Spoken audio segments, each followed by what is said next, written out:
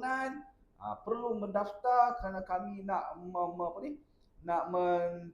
menjelaskan, kami nak mengajar, kami nak menentukan ilmu yang benar, ilmu. Tak boleh macam tu.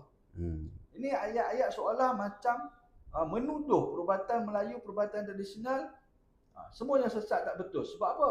Keturunan, warisan, tok nenek. Ini satu yang memang sakitlah hati bila dengar macam tu. Betul. Tak boleh. Bila sebut dia urutan, macam mana pandai mengurut? Ini daripada tok nenek ke? Ini daripada mimpi ke? Bukan semua orang macam tu.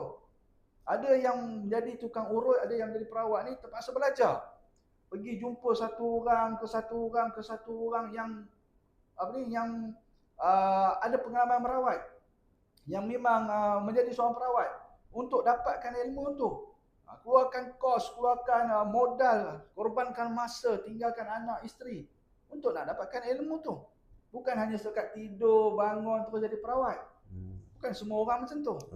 Jadi bila nak letakkan perubatan tradisional, rawatan tradisional, perubatan Melayu, perubatan turun-temurun, sesat, khurafat, syirik, tak boleh lah. Dan semua tu bukan semuanya dapat daripada mimpi. Jadi saya harap janganlah suka-suka melabel. Suka-suka melabel, suka-suka menghukum, bercakap sesuatu benda yang tak pasti. Kerana dia ada kesan negatif dekat situ.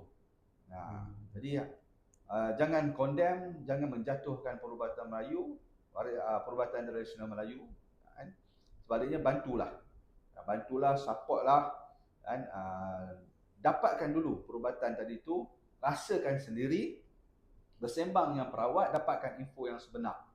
Jangan klaim semua sama sahaja. Tak betul. Jadi itu je penjelasan saya. Okey, terima kasih untuk penjelasan tentang soalan saya tadi. Okey, jadi itu saja untuk podcast hari ini. Semoga akan datang kita bersama lagi dengan topik yang lebih menarik. Assalamualaikum warahmatullahi wabarakatuh. Jin tu masuk dalam badan kita, kemudian dia menjadi pengurut. Sedangkan dia tak belajar dan tak pernah tahu pun masa mengurut tu, tetapi tiba-tiba ia tahu.